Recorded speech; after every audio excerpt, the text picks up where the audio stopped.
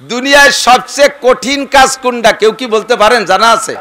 জানা থাকলে কেউ বলবেন সবচেয়ে কঠিন কাজ কোনটা? কুরবানি বাতিল হয়ে যাবে, সম্পূর্ণ কুরবানি বাতিল। এখন কুরবানি সংক্রান্ত দুই চারটে মাসালা একটু বলে দিক তাকান। কিন্তু ঈদের নামাজ সম্পর্কে এই আয়াতের ভিতরে আল্লাহ বলেন সাল্লি, নামাজ পড়ো। এই নামাজ হুজুর আলাইহিস সালাতু ওয়াসসালাম বলেছেন দুইটা ঈদের নামাজ, ঈদুল ফিতর আর ঈদুল আজহা। এটা এই সাল্লির দ্বারা এখান থেকে হুকুম আছে। ওয়ানহার, আর একটা হুকুম হলো কুরবানি করো। কি করো? কুরবানি করো। এটা আমাদের জন্য ওয়াজিব। একটু মুখে স্বীকার করবেন কুরবানি সুন্নত না ফরজ না ওয়াজিব? একটু বলেন কি কার উপরে ওয়াজিব? মাসালাটা শুনে নেন। যেই লোকটার, খেয়াল করতেছেন, ওয়াজিব তরক করলে, ইচ্ছাকৃতভাবে তরক করলে সে ফাসেক। ফাসেক যে ব্যক্তি তারে সালাম দেওয়া জায়েজ নাই। ফাসেক যে ব্যক্তি সে যদি আপনারে সালাম দেয় উত্তর না দিলে গুনাহ হবে না। এত বড় অপরাধী হলো ফাসেক। আর যে ইচ্ছাকৃতভাবে ওয়াজিব তরক করে সেই লোকটা ফাসেক। তাহলে যেই লোকটার উপরে কুরবানি ওয়াজিব হয়েছে ওই লোকটা তৌফিক থাকা সত্ত্বেও যদি কুরবানি আদায় না করে ওই লোকটা ফাসেক। তারে সালাম দেওয়া জায়েজ নাই, তার সালামের উত্তর না দিলে গুনাহ হবে না। কত বড় ধমক এই কুরবানি না দেওয়ার উপরে, খেয়াল করেন। এবার কুরবানি ওয়াজিব হয়েছে কার পর একটু শুনে নেন। যেই লোকটার কাছে কুরবানির 3 দিন, কয় দিন?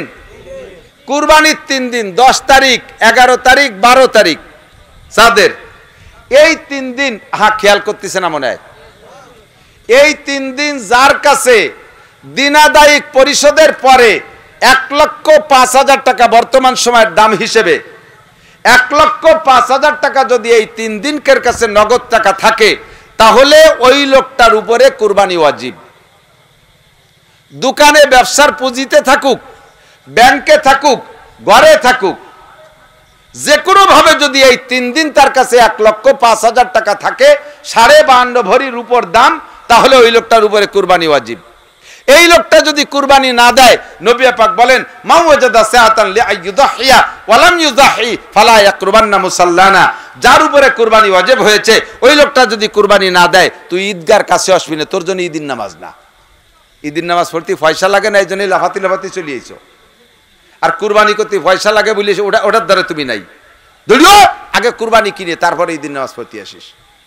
কত বড় ধমক চিন্তা করতে পারেন। ঈদের নামাজও কিন্তু ওয়াজিব। হুজুর সেই ঈদের নামাজের কথা বললেন, যার পর তৌফিক আছে কুরবানি করার, সে কুরবানি না করে যদি ঈদগায় আসে ফালা ইয়াকরুবান্না মুসাল্লানা, ওরা যেন আমাদের ঈদগার কাছেও আসে না। কুরবানি করলে আপনার নেকি লাভ কি? এদিক এই ফাঁকে আর একটা কথা বলি যায়, এদিক দেখেন। এখন আপনার কাছে কুরবানির টাকা আছে, সারা বছর কি পরিমাণ কামাই করছেন আপনি জানেন। ভ্যান চালান, রিক্সা চালান, কামলা কিষেন দেন, দৈনন্দিন সংসার চালাইয়া আপনি 1 টাকাও কারো কাছে দিনাও না, আবার 1 টাকা জমাও রাখতে পারেন, সমান সমান আছেন। কিন্তু একটা কাজ করছেন, সেটা হলো আপনার পালে একটা গরু আছে, একটা ষাঁড় আইডিয়া, আপনার পালে গাই আছে, বাছুর আছে, গরু আছে, যেগুলোর কামাই রোজগার খাচ্ছেন, ওগুলোর পর ওয়াজিব হবে না। যখন আপনার কাছে ক্যাশ টাকা বানাই ফেলবেন তখন হলো হুকুম।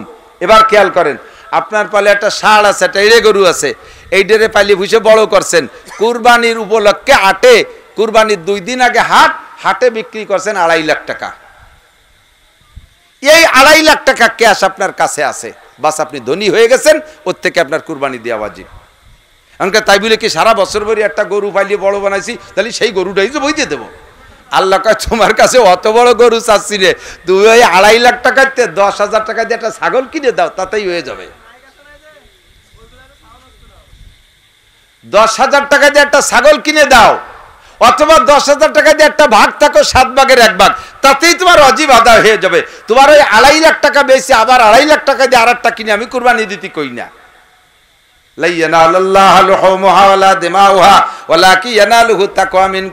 হাদিসে আছে আল্লাহ নবী বলেন কুরবানির জন্তুর বিকুল্লি শাহরাতি মিনাস সুফে হাসানা অবিকুল্লি কাতরাতি মিনাদ দমে হাসানা। কুরবানির জন্তুর গায়ে যতগুলো পশম আছে প্রত্যেক পশমে পশমে একটা করে নেকি আপনাকে দেয়া হবে। কন্যা সুবহানাল্লাহ।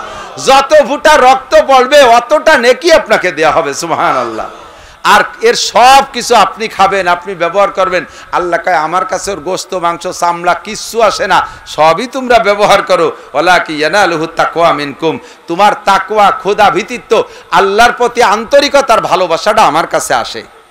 কাজেই তুমি মোহাব্বতের সাথে একটা কুরবানি করবা। এখন কুরবানি সংক্রান্ত 2-4টা মাসালা একটু বলে দিক তাকান। কুরবানির গরু কেনেন হাটের থেকে হাট সরকারের কাছ থেকে ডেকে আনা লাগে। উইদাউট ডাক কোনো হাট মিলানো জায়েজ নাই। আমার গোপালগঞ্জ ঘোষণা দিয়ে দিয়েছে সরকার, ডিসি সাহেব। হাট ডাইকে এনেছে, পয়সা দিয়ে হাটের কি বলা হয় ইজারাদাররা হাট ডেকে এনেছে। আপনি হাটে যাইয়া গরু সাইজ করে দাম দর ঠিক করে বাড়ি আইনে লেনদেন শোধ করছেন, বাড়ি আইনে টাকা পরিশোধ করছেন হাসিলির টাকা দেওয়ার ভয়তে। ক্ষতিগ্রস্ত হয়ে গেছে। হাসিলির টাকা দেওয়া ওয়াজিব। আপনি বাজার থেকে হাসিলির টাকা দিয়ে তারপরে গরু কিনে নিয়ে আসবেন বাড়ি। 2 নম্বর, কুরবানির জন্তু যে জবাই করে দেয়, আপনারটা আপনি নিজে জবাই করতে পারলে সর্বোত্তম। যদি আপনি না পারেন তাহলে যারে দিয়ে জবাই করাবেন এই কুরবানির জন্তুর কোনো অংশ এই জবাইয়ের বিনিময়ে তাকে দিলে কুরবানি বাতিল। হুজুর জবাই করে দিয়েছে, হুজুরে চামড়াটা দিয়ে দাও, কুরবানি বাতিল। হুজুর জবাই দিয়ে দিয়েছে, হুজুরে বুড়িটা দিয়ে দাও, কুরবানি বাতিল। হুজুর জবাই দিয়ে দিয়েছে, কাল্লাটা দিয়ে দাও, কুরবানি বাতিল। হুজুর জবাই করাই দিয়েছে, হুজুরে 2 কেজি গোশত দিয়ে দাও, কুরবানি বাতিল। যারা সুলাকুটা করবে তাদেরও সুলা কাটার বিনিময়ে ওই চামড়ার টাকা বুড়ি হুজুরি ঠ্যাং গোশতের এক টুকরাও তারা বেশি দিতে পারবেন না। যদি তারে একটু বেশি দেন সুলাকুটার বিনিময়ে তাহলে কুরবানি বাতিল হয়ে যাবে, সম্পূর্ণ কুরবানি বাতিল।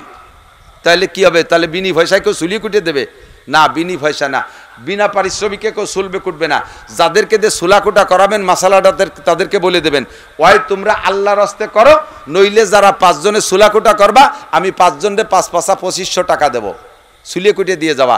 এরপরে 2500 টাকা তাদের দেওয়ার পরে পুরো গরু ধরিয়ে দিয়ে দেন, তবু কোনো দোষ নাই।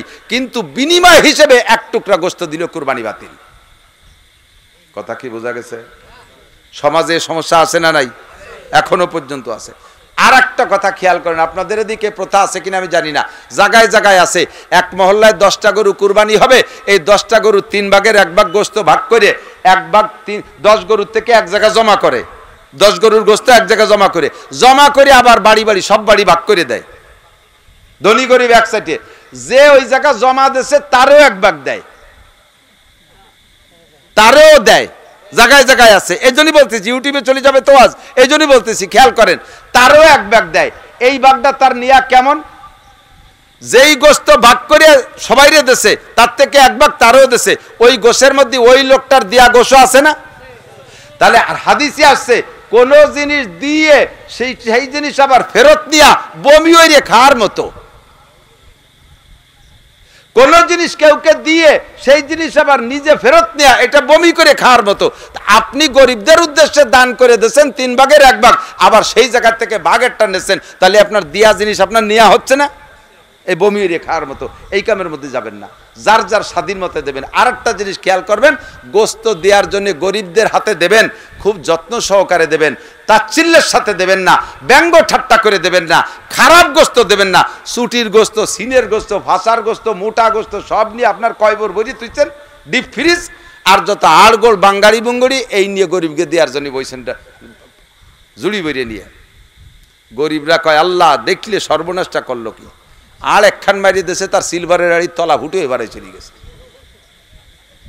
বড় লোকরা 3 তলার থেকে প্যাকেট ধরে ছাড়িয়ে দেয় গরিবদের কাছে, ও বড় লোক তোরে গাড় ধরে নামাই আল্লাহ তাআলা ব্যাগ হাতে করে বাড়ি বাড়ি ঘুরাইতে পারে, আর যার ব্যাগের কাছে যার হাতে আজকে 3 তলার থেকে ব্যাগ ছাড়িয়ে দিছিস ওরে আল্লাহ তাআলা ওই 3 তলা উঠাইয়া তোর হাতে ওইরকম ব্যাগ ছাড়াইতে পারে কি পারে না? কুরবানির গোশত দেবেন, মা বোনরাও খুব যত্ন সহকারে দেবেন, সম্মানের সাথে দেবেন। কম দিলেও বলবেন বেশি তো হয় না, এবার যা পারছি তাই দিছি। একটু দেখে শুনে দেবেন, একটু হাড় একটু গোশত যাতে এক লোকমা তারা খাইতে পারে এমন সুন্দর করে দেবেন। আপনি এবার তৌফিক না থাকলেও কুরবানি করেন, আগামী বছর আল্লাহ তাআলা আপনাকে তৌফিক দিয়ে দেবে। এবার ছোট তৌফিকের কারণে ছোট একটা দেন, আগামী বছর আল্লাহ এর চেয়ে বড় একটা দেবে। আমি সর্বপ্রথম কুরবানি শুরু করছি ফারে ঘর পরে 1400 টাকায় 1 ভাগ 7 ভাগের 1 ভাগ নিয়ে। সেই থেকে দিতে দিতে আল্লাহ তাআলা তৌফিক দিতে দিতে গত বছর দিছি 2.5 লাখ টাকা দিয়ে একটা, আর এবছর একটা মনে মনে ঠিক করছি 2 লাখের উপরে দাম। আমারে আল্লাহ তাআলা প্রত্যেক বছর তৌফিক বাড়ায় দিচ্ছে। আমি যদি এবার কই না টাকা আছে দেব না, প্রত্যেক বছর কি দেওয়া যায় নাকি, দরকার নাই। আল্লাহ যদি কয় ঠিক আছে তুমি যখন দিবাই না, তোমারও দেবো না, তোমার আগামীবার দেওয়া লাগবে না, তুমি ব্যাগ নিয়ে বাড়ি বাড়ি ঘুরি বেড়াও কিলোমিটার গেটি ধরে আল্লাহ নামাই দিতে পারে কি পারে না? এই জন্যে এবার ফ্যামিলিতে এদিক থাকেন। আর একটা মশালা বলি, আপনিও ধনী, আপনার স্ত্রীও কিন্তু ধনী। কুরবানি খালি গোস্ত খাওয়ার জন্য বাড়ির ফ্যামিলি থেকে একজন দিলেই হবে না। আপনিও ধনী আছেন, আপনার ফ্যামিলি, আপনার স্ত্রীর কাছেও টাকা আছে, আলাদা তার টাকা আছে 1.5 লাখ, স্ত্রীর উপরে ওয়াজিব। আপনার মার কাছে টাকা আছে, তারপর ওয়াজিব। আপনার বড় ছেলে সাবালেক কামাই রোজগার করে, তার আলাদা কয়টা টাকা আছে, তা 1.5 লাখ, তারপর ওয়াজিব। কাজেই ফ্যামিলির সবাই মিলে একটা গরু কিনে প্রত্যেকের টাকার থেকে টাকা দেবেন, প্রত্যেকের টাকার থেকে টাকা দিয়ে আলাদা আলাদা নাম ওর মধ্যে বসাই দিয়ে যার যার জিম্মাদারি খালাস হয়ে যাবেন। যে বাড়ির থেকে একজন দিলি হলো গোস্ত একটু খাতি হবে, মেবাই দিচ্ছে, তা আমাকে দেওয়া লাগবে কি? অনেক মুরব্বীরা আছে কয় না কুরবানি এবার করবো না, যারা খাবে সে যারা খাবে তারা বাড়ি নাই। ওনার যে শগুন গরু খাবে সে শগুন ড্রাইভার বাড়ি নাই, শগুন ড্রাইভার ডাকা রয়েছে, শগুন কয়টা বলে আসবে না। তো তুমি কি কুরবানি দিবা তোমার শগুনকে খাওয়ানোর জন্য? দেশের গরিবরা সারা বছর পোল্ট্রি কিনে খাইছে, 1 কেজি গরুর গোশত 800 টাকা দিয়ে কিনে খাতে পারে না, তাদের জন্য আল্লাহ তাআলা তোমারে কুরবানি করে দিতে কইছে, আর তোমার শগুন কয়টা আসবে না বলে দিবা না। এই ফাজলামি বাদ দাও। গরু কিনবা সাম্মিনু দহায়াকুম, হুজুর বলেন কুরবানির জন্তুকে মোটা বানাও, বেশি গোশত হবে, গরিবকে দিতে পারবা। আর আপনার ছেলে টাকা দিয়েছে বিদেশের থেকে 5 লাখ, আব্বা 8-এর ভিতরে সবচেয়ে বড় গরু কিনে নিয়ে আসবেন। আব্বা তাতে 4.5 লাখ টাকা ব্যাংকে থুইয়া 50,000 টাকায় দিয়ে একটা প্যারালাইসিসের রুগী কিনে নিয়েছে। ওর বাপেরও যে বয়স, গরুরও সেই বয়স। 2 দোস্ত একসাথে ভ্যানে আইছে, গরু আইটি আসার মতো না। গরুরে আইনে মেয়ের কুঠির সাথে বাঁধতে তুইছে, ময়না ডুলে এরকম ঝুলতিছে, নাল আসছে 2 দিন আগে। বাপ ভালো না, চোখ গুলাই গেছে, যাইয়ে হুজুর দেখা, হুজুর আগের দিন জবই দিলি হয় নাকি? এ তো বাপ ভালো না, কাল পর্যন্ত টেকবে না। শয়তান, ছেলেতে 5 লাখ টাকা পাঠাইছে গরু কিনতি, আর তুমি 4.5 লাখ টাকা মাইরি দিয়ে 50,000 টাকা দিয়ে প্যারালাইসিস কিনে নিয়েছো। আগামী বছর তোর ছেলেরও আল্লাহ তাআলা তৌফিক মিস করে দিতে পারে। কাজেই কুরবানি করবো স্বতঃস্ফূর্ত ভাবে। রাজি আছেন না? চামড়ার টাকাটা, চামড়া বিক্রি যদি করেন তাহলে বিক্রি করলেন, চামড়ার টাকা দেবেন গরিবকে। আর যদি না করেন স্থানীয় কওমি মাদ্রাসা থাকলে সেখানে দিয়ে দেবেন। প্রত্যেকটা কওমি মাদ্রাসায় চামড়ার টাকা খরচের জায়গা আছে। খুব খেয়াল, এদিক তাকান। এলাকার গরিবদের হক আছে, এটা ঠিক, কিন্তু যেই গরিবরে আপনি চামড়ার টাকা দিচ্ছেন, ওই গরিব ওই চামড়ার টাকা নিয়ে ব্যারাকের কিস্তি দেয়, আছে না নাই? ওই গরিব বেড়া এই চামড়ার টাকা গুছাই নিয়ে 2,000 টাকা লিতায় সুদির পর লাগাই দেয়। তাহলে আপনার কুরবানির চামড়া হালাল টাকার চামড়া, এই চামড়ার টাকা নিয়েও হারাম কাজে লাগাচ্ছে, যদি জানিয়ে শুনিয়ে দেন তাহলে আপনার দিনা পরিশোধ হবে না, আবারও টাকা দিতে হবে। আর মাদ্রাসায় দিলে আপনার একজনের দেশেন চামড়ার টাকা, সে যাইয়ে তাই দিয়ে সিগারেট কিনে খায়, চামড়ার টাকা দেশেন সে তাই দিয়ে ফাঁসা বাইরনু প্যান্টারটা কিনে নিয়ে এইভাবে আইটি বেড়াচ্ছে, লাফাই বেড়ায়। আর মাদ্রাসার ছাত্রদেরকে চামড়াটা দিয়ে দেবেন, ওরা ওইটা বিক্রি করে তাই দিয়ে কয়েক কেজি চাউল কিনে খাইয়ে রাত্রি কোরআন শরীফ পড়বে, শেষ রাত্রি তাহাজ্জুদ পড়বে। আপনি নিজেই বিবেচনা করেন যে আপনার টাকাটা কোন জায়গা গেল, কোনটা ভালো কোনটা মন্দ, আপনি বিবেচনা করে দিয়েন। কথা কি বোঝা গেছে? একদল আবার খেপছে হুজুরকে পর, হুজুরকে চামড়ার টাকা দিয়ে খাইয়ে তেল হয়ে গেছে, আর দেব না। তোমার চামড়ার টাকা না দিলে হুজুর মরিয়ে সাপ হয়ে যাবে, তা যাবে না। হুজুরকে রিজিকের মালিক কে? বহুজনে এরকম স্ট্রাইক করছে জীবনে, 55 বছর বয়সে দেখছি। কওমি মাদ্রাসার পর বহুজনে স্ট্রাইক করে। যখন আমলিগ ক্ষমতা আসে, হুজুরা যদি আমলিগ মুখী হয়, বিএনপি এলাকার কাছে কালেকশন করে যাও হাসিনের দ্বারে দিয়ে দিবেন নৌকো বইয়ে। আবার যদি হুজুররা 4 দলীয় জোট করে, আমলিগেলা ঠকে যায়, আমলিগির বাড়ি কালেকশনে করলে যাও খালেদা জিয়ার সুন্দরীর আসলে তলে দিবেনে বস্তা ভরিয়ে। আমাকে খালি এ বাড়িতে ও বাড়ি, ও বাড়িতে ঠেলি নিয়ে বেড়ায়। তার কারণে আমরা মরিও যাই নাই, হুজুরও দেশে বাদ পড়ে যায়নি, চলতেই তালে আছে। তুমি দিবা না, তোমার কপাল খারাপ, তোমার ডাল্লা কবুল করে নাই। কথা কোন ঠিক কি ঠিক না? আমার ডাল্লা কবুল করুক, বলেন আমিন। থাকবেন তো ওলামা ইকরামের সাথে, থাকবেন তো ইনশাআল্লাহ। কুরবানি করবেন, চামড়াটা কওমি মাদ্রাসায় দিয়ে দেবেন, লিল্লা বোর্ডিংয়ে যাবে। আর কুরবানির জন্তুর কোনো জায়গায় যেন কোনো ত্রুটি না থাকে সেদিক খেয়াল করে কুরবানি কিনবেন। দুনিয়ায় সবচেয়ে কঠিন কাজ কোনটা কেউ কি বলতে পারেন? জানা আছে? আমি একটা প্রশ্ন আপনাদের কাছে রাখছি, জানা থাকলে কেউ বলবেন সবচেয়ে কঠিন কাজ কোনটা? কে জানা থাকলে জানা মতে কয় যে হুজুর ও কয়ে সারার কায়দা নাই, কোনটা কঠিন? আমি জানি সবচেয়ে কঠিন কাজ কোনটা। সবচেয়ে কঠিন কাজ লেখাপড়া। লেখাপড়ার চেয়ে কঠিন কাজ নাই। ছেলেটারা স্কুলে দিয়েছেন, দেখবেন 2-4 ক্লাস পড়ে আর পড়বে না। প্রাইমারি পড়লেও হাই স্কুলে যাওয়ার পরে 7-8 পরে আর পড়বে না। এর না পড়ার কারণে পিটেবেন, জান বেরোয় ফেলবেন মারতি, তবুও যাবে না স্কুলে। স্কুল বাদ দিয়ে ইট বাটায় কাজ করবে, স্কুল বাদ দিয়ে 6 মিলি 30-40 সিএফটি গাছ পেটে বাঁধা ঠেলতি রাজি, তবু ভর্তি রাজি না।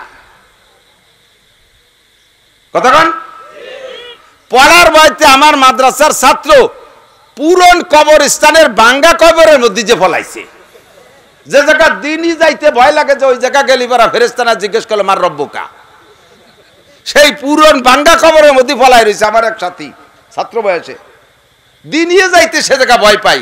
তাহলে পড়ালেখা এত কঠিন যে পড়ালেখা বাদ দিয়ে দুনিয়ার কঠিন থেকে কঠিন কাজ করতে রাজি, তবু পড়তে রাজি না। দুনিয়ার কাজের দিক দিয়ে কঠিন কাজ, সবচাইতে কঠিন কাজ লেখাপড়া। আর সবচাইতে শ্রেষ্ঠ ইবাদত কোনটা, এটাও আপনি জবাব দিতে পারবেন না। আল্লাহ পাক, আল্লাহ নবী সাল্লাল্লাহু আলাইহি সাল্লাম বলেন, যেই ইবাদত করলে সবচেয়ে বড় আবেদ হয় সেই ইবাদতের নাম সবচেয়ে বড় ইবাদত। বলেন, যেই ইবাদত করলে, ইবাদত যে করে তারা আবেদ বলে। যেই ইবাদত করলে নবী পাক, এ যুবক আমার দিক, যেই ইবাদত করলে নবী পাক ওই লোকটাকে, আল্লাহ পাক ওই লোকটাকে সবচেয়ে বড় আবেদ বলে, তাহলে ওই লোকটার ওই ইবাদত সবচেয়ে বড় ইবাদত। সেই ইবাদতটা কি? হুজুর আলাইহিস সালাতু ওয়াস সালাম বলেন, আমার দিক, ইত্তাকিল মাহারিমা তাকুন আবাদান নাস। ইত্তাকিল মাহারিমা তাকুন আবাদান নাস। যদি তুমি দুনিয়ায় সবচেয়ে বড় আবেদ হইতে চাও, সবচেয়ে বড় আবেদ হইতে চাও, আল্লাহর কাছে যদি সবচেয়ে বড় আবেদ হিসেবে পরিগণিত হতে চাও, তাহলে একটা কাজ করো, কাজটা ছোট, ইত্তাকিল মাহারিম। দুনিয়ায় যত হারাম কাজ আছে সব হারাম কাজগুলো পরিহার করে চলো, সমস্ত হারাম কাজগুলো ছেড়ে দাও, তাহলে তুমি হবা সবচাইতে বড় আবেদ। আল্লাহ পাক নিজেই বলেন, ইনতাজতানিবু কাবায়ের। আমার দিক, যত কবিরা গুনাহ আছে সমস্ত কবিরা গুনাহ হালাল না হারাম? জোর হলো না? যত কবিরা গুনাহ আছে হালাল না হারাম? আল্লাহ পাক বলেন, ইনতাজতানিবু কাবায়ের। যদি তুমি কবিরা গুনাহগুলো ছেড়ে দিতে পারো, নবী পাক বলেন, তাকুন আবাদান নাস, তাহলে তুমি হবা সবচাইতে বড় আবেদ। আল্লাহ পাকও বলে নাই, নবীও বলে নাই, সবচেয়ে বেশি নামাজ পড়লে সবচেয়ে বড় আবেদ, সারা রাত দাঁড়ায় দাঁড়ায় নফল পড়লে সবচেয়ে বড় আবেদ, রেগুলার তাহাজ্জুদ পড়লে সবচেয়ে বড় আবেদ, মাসে 2 খতম কোরআন পড়লে সবচেয়ে বড় আবেদ, বছরে 2 বার চরমুনায় যাইতে পারলে সবচেয়ে বড় আবেদ, বছরে 2 বার উমরা করলে সবচেয়ে বড় আবেদ, প্রত্যেক বছর একবার হজ করলে সবচেয়ে বড় আবেদ, লক্ষ লক্ষ কোটি কোটি টাকা দান করলে সবচেয়ে বড় আবেদ, অবিরাম জিকির ফিকিরে থাকলে সবচেয়ে বড় আবেদ, মাথায় পাগড়ি বাঁধতে জুব্ব পরে চললে সবচেয়ে বড় আবেদ। এ কথা আল্লাহ বলে নাই, নবীও বলে নাই। আল্লাহ বলেছেন, নবীও বলেছেন, সবচেয়ে বড় আবেদ হওয়ার জন্য একটাই আমল, তোমার জানা মতে কোরআন সুন্নাহ অনুযায়ী, কোরআন এবং হাদিসে যাকে হারাম বলে, এই সমস্ত হারামগুলো পরিহার করো, তাহলে হবা তুমি সবচেয়ে বড় আবেদ। তাহলে বোঝা যায় সমস্ত হারাম কাজ ছেড়ে দেওয়া সবচেয়ে বড় ইবাদত। বুঝেন নাই? সব হারাম কাজ ছেড়ে দেওয়া সবচেয়ে বড়। কেন বললেন? আরে ভাই আমার দিক, কেন বললেন? ইবাদত করা যতটা কঠিন, হারাম কাজের অভ্যাস থাকলে তা ছাড়া তার চাইতে কঠিন। কতক্ষণ? দুধ হালাল, খাইয়ে শুকর আদায় করলে নেকি হয়। দুধ পান করে আলহামদুলিল্লাহ বলছেন, নেকি হয়ে গেছে। দুধ খাওয়া সহজ, কোনো কঠিন না। পানি খাওয়া সহজ, ওয়াসাকাহুম রাব্বুহুম শারাবান তাহুরা, আলহামদুলিল্লাহ বললেন, পানি খাওয়া হয়ে গেল, নেকিও হয়ে গেল। শুকর আদায় করা কোনো কঠিন না। কথা বলেন? স্ত্রী আছে আপনার ঘরে, ব্যবহার করা সহজ। রাতের বেলায় স্ত্রী, আপনি এক জায়গা থাকেন, ইচ্ছা মতো স্বামী স্ত্রী বৈবাহিক জীবন যাপন করতে পারতেছেন, ব্যবহার করতেছেন, স্বামী স্ত্রী মিলনে মিলনে নেকি হয়, এ নেকি কামাই করা সহজ। কিন্তু যদি কোনো পুরুষের জিনা করার অভ্যাস থাকে, কোন পরনারীর সাথে পরকিয়া করে, দুঃসম্পর্ক, খারাপ সম্পর্ক করে, খারাপ অভ্যাস থাকে, জিনা করার অভ্যাস থাকে, ঘরে যত বড় সুন্দর স্ত্রী থাকুক না কেন, ওর যদি কোনো জায়গা প্রেম প্রণয় করে সে জায়গা জিনা করার অভ্যাস থাকে, সেখান থেকে উঠে আসা বহুত বড় কঠিন। আসতে কইছেন ঠিক? প্রমাণ হলো যে আপনারা সবাই ভালো, ওই অভ্যাস নাই, দোষ নাই, এটা দোষের কিছু না। যার এই অভ্যাস আছে, তার ঘরে যদি বিশ্ব সুন্দরী প্রিয়াঙ্কা চোপড়াও যদি তার স্ত্রী হয়, বাংলাদেশের চলচ্চিত্রের সুন্দরী নায়িকাও যদি তার স্ত্রী হয়, ওই স্ত্রী ঘরে থাকতে সে যদি এক মহিলার সাথে প্রেম করছে, মহিলার চেহারা আলকাতরাতুন নিসা, কাউসার মতো কালা, নাম তার কাজলি, এইসা কালার কালা, অথচ তার সাথে ভালোবাসা হয়ে গেছে, সে জায়গা সম্পর্ক চলতেছে, ওই জায়গাতে উঠে আসা বহুত বড় কঠিন। যদি কোনো লোকের ঘুষ খাওয়ার অভ্যাস হয়, যদি কোনো লোকের ঘুষ খাওয়ার অভ্যাস হয়, ওই লোকটা বেতনে তৃপ্তি পায় না। কতক্ষণ ঘুষ খাওয়ার অভ্যাস হইলে, ঘুষ খাওয়ার অভ্যাস হইলে বেতনে তৃপ্তি পায় না। কারণ বেতন সম্পর্কে জানা আছে, ওটা অনায়াসে অ্যাকাউন্টে ঢুকে যাবে, বেতনটা অনায়াসে অ্যাকাউন্টে তারিখ মতো ঢুকে যাবে, ওটা এনি টাইম যে কোনো সময় বের করে নিয়ে আসতে পারবো। কিন্তু ঘুষে টাকা ছুটে গেলে ধরা কঠিন। এই জন্য ঘুষের পিছনে হন্যে হয়ে ছোটে, আছে না নাই? ঘুষ খাইতে আল্লাহু আকবার। যে একবার যদি ঘুষের অভ্যাস হয়ে যায়, তাহলে যে জায়গায় গেলে ঘুষ নাই, ওই জায়গা মধ্যে পোস্টিং নিতেই চায় না। যে এলাকায় ঘুষ বেশি, লক্ষ লক্ষ টাকা দিয়ে সেই এলাকায় পোস্টিং নেয়। এরকম কিছু আল্লাহওয়ালা অফিসার আছে না? এরকম কিছু দিনদার ভদ্রলোক আছে না, চাকরি বাকরি করে? কোথায় ঘুষ বেশি, পোস্টিং সেই জায়গা নেব। আর ঘুষের যদি একবার অভ্যাস হয়ে যায়, তখন সে বেতনে তৃপ্তি পায় না। যে লোকটা মদ গাঁজা আবা ফেন্সিডিল হিরোইন খাওয়ার অভ্যাস হয়ে গেছে, ওই লোকটা দুধে তৃপ্তি পায় না, মধুতে স্বাদ পায় না, ওই লোকটা দুনিয়ার কোনো হালালে তৃপ্তি পায় না। আর ওই হারাম থেকে উঠে আসা বড় কঠিন। হারাম থেকে ফিরানোর জন্য তাকে কি পরিমাণ চেষ্টা করে। রেহাব নামে জেলখানা বানাইছে, রেহাব। এই রেহাবের ভিতরে নিয়ে 3 মাস 6 মাস পর্যন্ত আটকায় রেখে বাড়ি পাঠায় দেয়। প্রথম দিন আইসেই বিসমিল্লাহ কয়, সেই মদ দিয়ে আর গাঁজা দিয়ে। হারামে অভ্যাস হয়ে গেলে ওখান থেকে উঠে আসা কঠিন। জিনার অভ্যাস হয়ে গেলে ফিরে আসা কঠিন। যদি কের সুদ খাওয়ার অভ্যাসে, আমার দিকে খেয়াল করেন, যদি কের সুদের অভ্যাস হয়ে যায়, ওই লোকটা ব্যবসার টাকায় তৃপ্তি পায় না। ব্যবসায় সামান্য লাভ হয়, আর ব্যবসা করে লাভ করতে তো জানটা বেরোয় যায়। ঢাকার থেকে মাল আনতে হবে, এরপরে বেচতে হবে, খুলনাতে মাল আনতে হবে, তারপরে বেচতে হবে। আর সব মালে লাভ হয় কি হয় না কোনো নিশ্চয়তা নাই। আল্লাহর ফজলে সুদে টাকার মাইর নেই, ওতে লাভ হবেই হবে। হাজারে 100, লাখে 1000, নাকি লাখে 10,000, হাজারে 100, লাখে 10,000 টাকা দিয়ে জমা দিয়ে স্ট্যাম্পে সই রেখে নাক ডেকে ঘুমাবে, কাবাঘরের মধ্যে বসে বসে তাসবিহ তাহলিল করবে, ও না সে ওনার অ্যাকাউন্টের মধ্যে টাকা ঢুকিয়ে যাইবে। সুবহানাল্লাহ। কথা কন না কে? কি বিল্লাহ?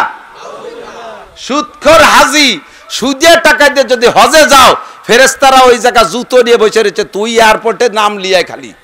সাড়ে শয়তান, ঘুষিয়ে টাকা দিয়েছে হজ করতে, উমরা করতে, ঘুষ খাওয়া টাকা দিয়ে। বেতন পাও 30,000, বছরে 2 বার উমরা করে, এই গুমরা টাকা বেশ কোন জায়গা? হারাম টাকা ইবাদত। লা সাদকাতা মিন গুলুলিন, আল্লাহ পাক বলেছেন, নবী পাক বলেন, হারাম টাকার কোনো সদকা আল্লাহ কবুল করে না।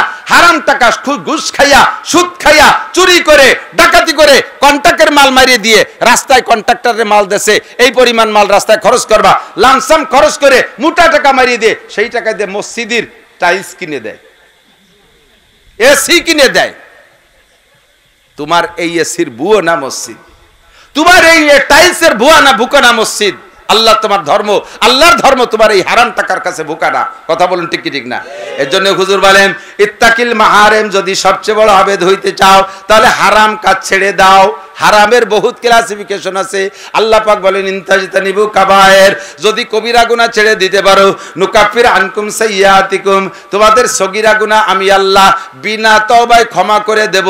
সগীরা গুনাহ ক্ষমা চাওয়ার জন্য তোমার তওবা করা লাগবে না, শুধু কবিরা গুনাহ পরিহার করলে তোমার সব সগীরা গুনাহ এমনি মাফ করে দেব। বলেন না সুবহানাল্লাহ। কিছু কিছু কবিরা গুনাহ সমাজে এলাকায় সমকালীন পরিবর্তন হয়, এজন্য বলা লাগে। এদিক খেয়াল করেন, মিথ্যে কথা বলা সগীরা না কবিরা? জোর হলো না? বলেন না একটু। আমি কেন বলাচ্ছি, কিয়ামতে যাই যাতে অস্বীকার করতে না পারেন। হুজুরকে কাছে শুনি নেই, এমন ভাবে ভেক্সি বেড়ে পড়বেন, কোনো দিনও শুনি নেই যে মিথ্যে কথা কলি কবিরা গুনায়। আল্লাহ তুমি আমার চেনো না, আমি কত ভালো মানুষ। যদি জানতাম যে মিথ্যে কথা কবিরা, আমি কোনোদিন কই।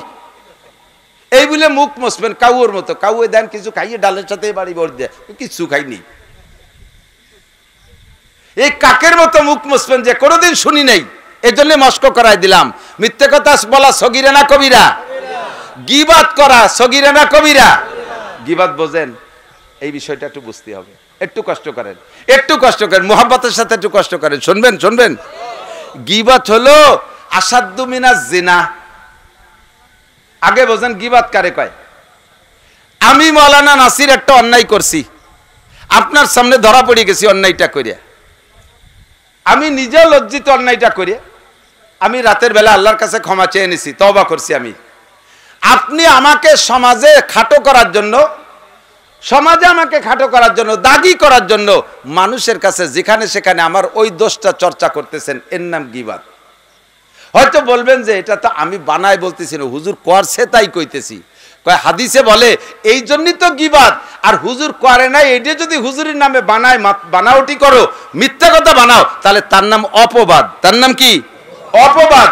আর জিনার গীবাতের চাইতে অপবাদ আরো বড় কঠিন শাস্তি, আরো বড় কঠিন। তো গীবাত হলো কি? আল গীবাতু আসাদ্দু মিনাজ জিনা। একজন একটা অন্যায় করছে, ওই অন্যায়টা মানুষের কাছে, মানুষের ভিতরে বলে বেড়ানো, যেই অন্যায়ের কথাটা তাকে বললে সে কষ্ট পাইতো, সেইটা তার সামনে না বলে আড়ালে আড়ালে বলে বেড়াচ্ছেন। আমি আপনাদেরকে অনুমতি দেই, আমার দিক তাকান, আমার দিক তাকান। গীবাতে একটা লাভ আছে। আপনি যার গীবাত করতেছেন, ওই লোকটা যে গুনাহ করছিল সেই গুনাহটা আপনি আড়ালে বলা বলি করতেছেন না, একটা অন্যায় করছিল, ওই লোকটা ওই অপরাধ করে যে গুনাহ কামাই করছে, আপনি তার গীবাত করার কারণে ওই গুনাহটা আপনার আমলনামায় চলে আসবে, আর আপনার আমলনামা থেকে সমপরিমাণ নেকি যাইয়ে তার সেই শূন্য স্থান পূর্ণ হয়ে যাবে। এজন্য আমি আপনাদেরকে অনুমতি দিচ্ছি, আপনারা যারা আমারে ভালোবাসেন, আপনারা যারা আমারে মোহাব্বত করেন, আপনারা একটু আমার সম্পর্কে গীবত করবেন। আমার যদি কোনো দোষ জানা থাকে, আমার আড়ালে একটু বলা বলি করবেন, তাতে আমার সহজ একটা ইনকাম, আমি ঘুমোই থাকবো, আর আপনি আমারে নেকি পাঠাই দিচ্ছেন আপনার আমলনামা থেকে, আর আমার ওই গুনার নেকিটা আপনি নিয়ে যাচ্ছেন। আপনার মতো বন্ধু হয় না আমার, আপনি আমার পরম চরম বন্ধু। কাজে এই কাজটা আপনারা করবেন, পারবেন তো ইনশাআল্লাহ? আমার এই উপকারটা করবেন না, করবেন কারে? যে আপনার শত্রু, যে আপনার দুশমন, যে আপনার ক্ষতি করে, তার এই উপকারটা আপনি করতেছেন। যত মানুষ সমালোচনা করে, শত্রুদের সমালোচনাই বেশি করে। কথা বলুন ঠিক না? এই গীবতের থেকে বাঁচেন।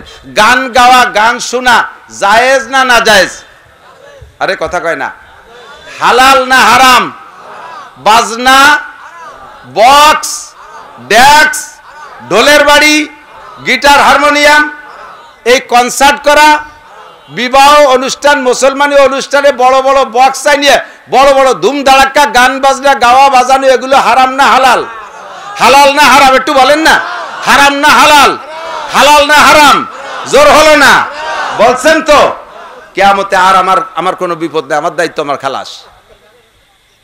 মুসলমানের অনুষ্ঠানে, বিবাহ অনুষ্ঠান, মুসলমানি অনুষ্ঠান, আকিকা অনুষ্ঠান, অলিমা অনুষ্ঠান, বউ ভাত অনুষ্ঠান, এমনকি ইদানিং ঈদ উপলক্ষে যুবকরা বাড়ি এই সমস্ত বড় ভাই নিয়ে ডিজে, কয় নাকি ডিজে, এই ডিজে বাজানো শুরু করে দিয়েছে। যেই বাড়ি এগুলো মেজবারুশ শায়াতিন, কিয়ামতের আলামত। আমার দিক তাকান। হুজুর বলেন ওয়াজাহারাতিল মাযিফুল কায়নাত, কিয়ামত আসতেছে, তার পূর্বাভাস হিসেবে জেনে নাও। 15টা আলামতের ভিতরে একটা হুজুর বলেন ওয়াজাহারাতিল মাযিফুল কায়নাত, মুসলমানদের ভিতরে গান বাজনা বাদ্যযন্ত্র বেড়ে যাবে। মুসলমানরা গান বাজনা বাদ্যযন্ত্র বাড়ায় নেবে, এত পরিমাণ হবে যে ধর্মীয় প্রোগ্রামের ভিতরে বাজনা, ইদানিং এই যে ইসলামিক সঙ্গীত নামে গজল বানাইছে না, দেখবেন, খেয়াল করবেন, লক্ষ্য করে শুনবেন, এমন ভাবে বক্সের এই সাউন্ডগুলো সেট করে যে প্রত্যেকটা আওয়াজের সাথে একটা বাজনার ধ্বনি ওর মধ্যে থেকে বের হয়ে আসে। এজন্য হাটাজারি, দেওবান, পাকিস্তানের বড় বড় দারুল ইফতা, বাংলাদেশের বড় বড় দারুল ইফতা থেকে এই জাতীয় ইসলামী সঙ্গীতকে নাজায়েজ ঘোষণা দেওয়া হয়েছে। আর এই ইসলামী সঙ্গীতের নামে হাজার হাজার নারীদের চরিত্র নষ্ট করে, একেবারে সচক্ষে বাস্তব। আমিও আজ করে নামে গেছি, এরপরে আমার পরে আর এক বক্তা উঠছে, বড় কণ্ঠওয়ালা বক্তা। এমনি মোটামুটি আমি আলোচনার পরে যে এলাকা আমার পরিচিতি আছে, বিশেষ করে আপনাদের মাগুরা, আমার ফরিদপুর, গোপালগঞ্জ, এই এলাকায় আমার হজের পরে যে হজের সময় যে পরিমাণ লোক থাকে, আমি ছেড়ে দেওয়ার পরে পরে ভালো উঁচু মানের কোনো বক্তা না হলে একটা ভাঙচুর লেগে যায়। তো আমার পরে যে বক্তারে দিয়েছে সে বক্তা অতটা প্রসিদ্ধ না, ও একটা কৌশল অবলম্বন করছে, যাইয়ে একটা গজলের টান দেবে, গজলের টানে লোকজন সব জমিয়ে যাবে। তার টেকনিকটা ঠিক আছে, কণ্ঠ সেই কণ্ঠ। তা আমি নেমে মাত্র গেছি, পর্দায় দিয়ে প্যান্ডেল ঘেরা, পর্দার ওই পাশে মহিলারা বসা আর এই ভিতরে পুরুষরা। ও যাইয়েই ওই গজলটা গাইছে, সাবধানে তাকিও নারী পর্দার আড়ালে, এমন টান, আমি দাঁড়াই গেছি। সাবধানে থাকিও নারী পর্দার আড়ালে, কোয়ার সাথে সাথে তার সুরি ওই পর্দা উঁচু ওই পাশে বিটিরা যা ছিল সব মাটি চলে গেছে। সে গায়ে যে পর্দার আড়ালে সাবধানে থাকিও, তার সুরির ঠেলায় মহিলারা পর্দা ফাটাইয়ে চলে গেছে ভিতরে। এই জাতীয় সঙ্গীত কণ্ঠ এগুলো সম্পূর্ণ হারাম। আর ওর ভিতরে বাজনা ঢুকায়। সমাজে যুবকরা তোমরা মাহফিল করেছো, প্রত্যেকের অনেকের গলায় দেখতেছে মাহফিলের ভলেন্টিয়ার হিসেবে সাইনবোর্ড ঝুলানো। তোমরা প্রতিজ্ঞা করো, সিদ্ধান্ত নাও, কমিটি গঠন করো, আমাদের এই সমাজে, আমাদের এই লক্ষ্মীপুর সমাজে এখানে কোনো অনুষ্ঠানে গান বাজনা বাদ্যযন্ত্র বাজাইতে দেব, একটা সিদ্ধান্ত নিয়ে যাবে, কমিটি গঠন করা যাবে। তোমরা মুজাহিদ হিসেবে কিয়ামতের ময়দানে আল্লাহর সামনে ইনশাআল্লাহ আল্লাহর সামনে গণ্য হবা। নবী পাকের সাহাবায়ে কিরাম যারা যে সকল যুবকরা আরশে আজিমের নিচে ছায়া পাবে, ঈশার আগে এক বক্তা বয়ান করছে না যে শাবুন নাশা ফি ইবাদাতিল্লাহ, যে যুবকরা যৌবনকালটা ইবাদতের মধ্যে কাটাইলো, এই যুবকরা আরশে আজিমের নিচে ছায়া পাবে। তো গান বাজনা হারাম, এই হারামের প্রতিবাদে যেই যুবকরা সোচ্চার হবা, কিয়ামতের ময়দানে তুমি সবচেয়ে বড় আবেদ হিসেবে আরশে আজিমের নিচে ছায়া পাবা। আল্লাহ তাআলা নসিব করে সবাই বলেন আমিন। যত কবিরা গুনাহ আছে বলে শেষ করতে পারবো না, সব কবিরা গুনাহ জানা নাই এমন নাই, কেউ অস্বীকার করতে পারবে না। কি কি কবিরা গুনাহ? দাড়ি কাটা সগীরা না কবিরা? একটু কথা কন না আস্তে। দাড়ি কাটা সগীরা না কবিরা? টাকনু সোয়াইয়া প্যান্ট পাজামা লুঙ্গি জামা জুব্ব গায়ে দেয়া হারাম না হালাল? না হারাম? হালাল না হারাম? হারাম, কবিরা গুনাহ। পুরুষরা এভাবে পড়বে না। মহিলারা টাকনুর উপরে কাপড় বের পরিয়া এই হাঁটুর নিচের টুক পর পুরুষকে দেখানো। মহিলারা বোরকা পরছে, গলার নিচের টুক, মাথায় বোরকার ডাকনা নাই। এরকম ভালো ভালো বোরকা দেখছেন না? বোরকা পরছে, মাথায় কাপড় আছে, কিন্তু শাটার উল্ট হয়ে দিছে, জাপ উল্ট হয়ে দিছে দোকানের মতো। হ্যাঁ, এই বোরকা হালাল না হারাম? বোরকা পরছে, পাতলা ফিনফিনে কাপড়, মশারি দিয়ে বোরকা বানাইছে। চিন্তা করতে পারেন, মশারির কাপড় দিয়ে বোরকা বানাইছে। এই বোরকা হারাম না হালাল? হালাল না হারাম? জায়েজ না না জায়েজ? মহিলারা আপনাদের এলাকায় আছে কিনা জানি না, বহু এলাকায় দেখেছি বাড়ির ভিতরে মহিলারা রয়েছে, দেওর ভাসুর চাচা শ্বশুর দাদা শ্বশুর, কোনো কথা নাই বার্তারা নাই, ভাই বিরাদার দম করে ঘরের মধ্যে ঢুকে যাচ্ছে, সালাম নাই কালাম নাই। মহিলা ঘরের ভিতরে তার কায়দায় সে বসা আছে অতর্কিত অবস্থায়। এই অবস্থায় যাইয়া যার ঢুকে পড়লে সেই মহিলাটাকে বেহায়া মানে বেপর্দা অবস্থায় দেখতেছে, এটা জায়েজ না না জায়েজ? জায়েজ না না জায়েজ? ঘরে ঢুকারও সুন্নত আল্লাহ পাক শিক্ষা দিয়েছে। এজন্য সংক্ষেপে বলি, ইন তাজতানিবু কাবায়ের, যদি কবিরা গুনাহ ছেড়ে দিতে পারেন, নুকাফির আনকুম সাইয়্যাতিকুম, সমস্ত সগীরা গুনাহ আল্লাহ বিনা তওবায় মাফ করে দেবেন। আর নবী পাক বলেন, সবচেয়ে বড় আবেদ যদি হইতে চাও, হারাম কাজগুলো গুনে গুনে দেখে দেখে ছেড়ে দাও। হারাম কাজগুলো ছেড়ে দাও। সুদ খাওয়া হারাম, ঘুষ খাওয়া হারাম, চুরি করা হারাম, ডাকাতি করা হারাম, আলঠেলা হারাম, জাল দলিল হারাম, পরের জমির ফসল কেটে আনা হারাম, অকথ্য ভাষায় গালাগালি করা হারাম, মদ গাঁজা হেবা ফেন্সিডিল বিড়ি সিগারেট হুক্কা খাওয়া হারাম, দাড়ি কাটা হারাম, সুন্নতের খেলাফ চুল কাটা হারাম, টাকনুসিয়ে কাপড় পুরুষে পরা হারাম, মিথ্যে কথা বলা হারাম, গীবত শিকায়ত হারাম। এই সব হারামগুলোকে ছেড়ে দেন, সবচেয়ে বড় আবেদ হবেন। আল্লাহ তাআলা আমাদেরকে নসিব করে বলেন আমিন। মৌসুমি আর একটা কথা বেশি বাড়তে পারবো না, কষ্ট হয়ে যাচ্ছে, কারণ সিজনের ওয়াজে রাতভর ওয়াজ করলেও কষ্ট হয় না, আনসিজন পড়ে গেছে বর্ষাকাল। আর এরপরে আপনারা খুশি হন, আসতে পাশতে অনেক জায়গা বৃষ্টি নামছে, মাহফিলি বৃষ্টি এলাকাটায় বৃষ্টি হয় নাই, খুব একটা হয় নাই, ঠিক না? বলেন আলহামদুলিল্লাহ। আমার এই বর্ষাকালে মাহফিল যে কটা যাচ্ছে প্রায় জায়গায় এই দেখতেছি, যে জায়গা আমার মাহফিল ওইটুকি বৃষ্টি নামে না, আসতে পাশতে ভালো বৃষ্টি হয়ে যায়, যে সেই মাহফিল হলো জায়গা বৃষ্টি নেই। এরপরে অনেক জায়গা আছে মাহফিল শেষ করে বেরোয় গেছি, তারপরে বৃষ্টি হয়েছে, এর আগে আর বৃষ্টি হয়নি। সেরকম একটা কারামতি আলহামদুলিল্লাহ আপনারাও পেয়ে গেছেন, বলেন আলহামদুলিল্লাহ। আমার কারামতি না, আপনাদের কারামতি, শুকরিয়া। হয়তো মাহফিল আল্লাহ কবুল করছে, এই জন্য সুযোগটা আল্লাহ করে দিয়েছে। সিজনালি মৌসুমি একটা বয়ান, এদিক খেয়াল করেন, এদিক আল্লাহ পাক রব্বুল আলামিন সূরা কাউসার নাজিল করেছে নবী পাকের উপরে।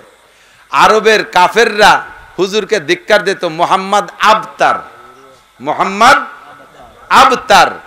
আবতার মানে লেস কাটা, আবতার মানে লেস কাটা, দম বুরিদা। কেন বললো? হুজুরের 2টা পুত্র সন্তান অথবা 3টা পুত্র সন্তান ছিল, এরা শিশুকালে মারা গেছে, শুধু মেয়েগুলো আছে। এই দেখে আরবের কাফেররা বলতো, মুহাম্মদ লেস কাটা, মুহাম্মদ মারা যাওয়ার পরে তার বংশের পরিচয় দেওয়ার মতো আর কেউ নাই, মুহাম্মদ লেস কাটা। এই বলে তারা ধিক্কার দিচ্ছে।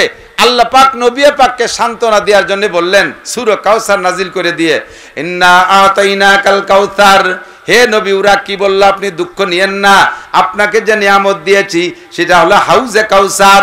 হাসরের মাঠে মানুষ যখন পিপাসায় বুক শুকিয়ে যাবে, পিপাসায় কাতরাইতে থাকবে, একমাত্র আপনার কাছে থাকবে হাউজে কাউসার। যে আসবে আপনার কাছে সে পাবে হাউজে কাউসার। যারা আপনাকে লেস কাটা বলে ধিক্কার দিচ্ছে, গালি দিচ্ছে, ওর একটা আপনার কাছে হাউজে কাউসার পান করতে যাইতে সুযোগ পাবে না। মুমিন যারা ইমানদার তারা হাউজে কাউসার পান করতে আপনার কাছে যাবে। ইন্না আতাইনাকাল কাউসার এক আয়াত, 2 নম্বরে বেশি ব্যাখ্যা দেব না। ইন্না আতাইনাকাল কাউসার, এরপরে আছে ফাসাল্লি লিরাব্বিকা ওয়ানহার। এই আয়াতের ভিতরে 2টি আমল আমার দিক। একটা হলো ঈদের নামাজ, সল্লি মানে ঈদের নামাজ, এ জায়গা সল্লি মানে ঈদের নামাজ। ফরজ নামাজের ব্যাপারে যত জায়গা নামাজের হুকুম আসছে কোন জায়গা আল্লাহ সল্লি বলে নাই, সব জায়গা বলছে আকিমিস সালাত, আকিমুস সালাত, তুকিমুস সালাত ওয়া ইউকিমুনাস সালাত। এই ইকামত শব্দ দিয়ে নামাজের হুকুম করছে। আমাদের এলাকায় আছে, আপনাদের এলাকায় আছে কিনা জানি না, মানুষ মারা গেলে মাইয়তকে সামনে নিয়ে হাদিসের ভিতরে আসছে, হাদিসের এই আমলটা করবেন, এদিক তাকান খেয়াল করেন। এসে গেলে বলে যাই কষ্ট হচ্ছে, একেবারে কি অপ্রয়োজনীয় কথা বলছি? অপ্রয়োজনীয় যখনই বলতে যা তখন আপনারা ঠেকায় দেবেন যে আউদুরতিক দরকার নাই। এই কথাগুলো জরুরি। মাইয়ত সামনে আসার পরে আমরা উলামায়ে কিরাম কিছু কথা বলি। হাদিসে আছে উসকুরু মাহাসানা মাওতাকুম, তোমাদের মাইয়তরা যখন সামনে আসে, মাইয়তরা সামনে থাকলে তোমাদের ভিতর থেকে যে কেউ মারা গেল, এই মরা ব্যক্তির কোনো দোষের আলোচনা তোমরা করো না, যতই খারাপ হোক। একটা মানুষের 100টা কাজ আছে, 100টা কাজের ভিতরে 100টাই খারাপ থাকে না, একটা কাজ হলেই তার ভালো থাকে। কথা বলুন ঠিক কিনা? তাহলে তোমাদের মধ্যে থেকে যে লোকটা মারা গেছে, ওই লোকটা আজকে বড় অসহায়, তারে পিটাইলেও তো প্রতিবাদ করতে পারে না, গালি দিলেও জবাব দিতে পারে না, তার সমালোচনা করলেও প্রতিবাদ করতে পারে না। তবে তোমাদের এক ভাই সে যদি জান্নাতি হয়ে যায় তাহলে কি তোমাদের কোনো লস আছে? আমাদের মধ্যে থেকে একজন জান্নাতি, সে আমার দুনিয়ার দিক দিয়ে শত্রুই হোক না কেন, দুনিয়ার দিক দিয়ে আমার প্রতিবেশী শত্রুই হোক না কেন, ও যদি জান্নাতে যায় তাতে কি আমার জান্নাতের জায়গা কমিয়ে যাবে? না, ও বদমাশ। কিছুদিন আগে বাংলাদেশে যখন তবলিগের কার্যক্রম চলতো, ওই তবলিগের 2 ভাগ হয়ে গেল। তবলিগের 2 ভাগ, এতাহাতি আর ওয়াজাহাতি। আছে নাকি আপনাদের এদিক? হুজুরকে একদল আর হুজুর ছাড়া আলাদা একদল, এরকম আছে না 2 ভাগ? যারা হুজুরকে দল ছাড়া বাইরের, তার একজনের বক্তব্য আমি শুনি, কয় হুজুররা যদি জান্নাতে যায় সে জান্নাতে আমি যাব না। কয় সাদ সাহেব যদি দোজখে যায় আমি সাদ সাহেবের সাথে দোজখে যাব, তবু হুজুরকে সাথে থাকবো না। এ কথা কয় না সাদ সাহেব যদি ভেস্তে যায় তাহলে তার সাথে ভেস্তে যাব, তা কয় না। কয় সাদ সাহেব যদি দোজখে যায় তাহলে তার সাথে দোজখে যাব। বোঝা যায় যে ও বোঝে যে সাদ সাহেব দোজখে যাবে, উল্টো পাল্টা। তো মাইয়ত আপনাদের সামনে যারা আসবে, এরা ওকে মাইয়ত যাকে রাখা হয়েছে, এর কোনো গুণ থাকলে বলা বলি করবেন, এর কোনো দোষ থাকলে এগুলো বলবেন না, গুণ থাকলে বলবেন। তাহলে লাভ কি? হুজুর বলেন উজকুরু মাহাসানা মাওতাকুম, তোমাদের ভিতরে যে ব্যক্তি মারা গেল তার গুণগুলো আলোচনা করো। তাতে লাভ কি? কোন মাইয়তের সম্পর্কে যদি 40 জন মানুষ ভালো বলে, 40 জন মানুষ কথা বলেন, 40 জন মানুষ ভালো বলে, তাহলে আল্লাহ পাকও তাকে ভালো বিবেচনা করে মাফ করে দিবেন। বলবা না যুবকরা সুবহানাল্লাহ? এখন আপনাকে ভালো বলার মতো কি গুণ আপনি অর্জন করে যাচ্ছেন? ঠাইসে ধরে ভালো বলাবে নাকি? অনেক জায়গা আছে কয় ইনি কেমন ছিল, ভালো ছিল, কেমন ছিল, ভালো ছিল, কেমন ছিল, ভালো ছিল, এ ঠাইসে ধরে ভালো কয়া, এ ভালো করার কোনো দাম নাই। আমি কয়েক বছর মানে 2 বছর আগে এক জানাজার একটা ফেসবুকের ভিতরে একটা জানাজা দেখলাম, তার ভিতরে এরকম গুণের আলোচনা হচ্ছে। তো যিনি মারা গেছেন তার গুণ আলোচনা করতে যাইয়া ওনার ভক্ত একজন বলতেছে, অত্যন্ত অমায়িক লোক ছিলেন যিনি চলে গেলেন, আমাদেরকে এতিম করে রেখে চলে গেছে, কান দিয়ে বেঁচে যাচ্ছে। যত জায়গা কনসার্ট করছি সবচাইতে ভালো অভিনয়টা উনি করতেন, প্রশংসা করতেছে। আমার জীবদ্দশা আমি যেদিন থেকে এ জগতে আসছি কোনো একটা জায়গায় ওনাকে আমি মিস করি নেই। প্রত্যেকটা গানে উনি থাকতেন, প্রত্যেকটা কনসার্টে উনি থাকতেন, বাদ্যযন্ত্র খুব ভালো বাজাইতে পারতেন, গিটারে উনি 1 নম্বর ছিলেন, হারমোনিয়াম উনি আমাকে শিখিয়েছেন, এগুলো বলতেছে। আর আমি ঢোল পিটানো জানতাম না, ঢোল পেটাইতে গেলে আমার এলোমেলো হয়ে যেত, ঢোলের পিটানটা উনি শিখিয়েছেন। এর প্রত্যেক যে প্রশংসা, খালি শয়তান কবরে জাতি যে দিলি ঢোলের বাড়ি ওর মাথায় আর ভাষায় শুরু হয়ে যাবে।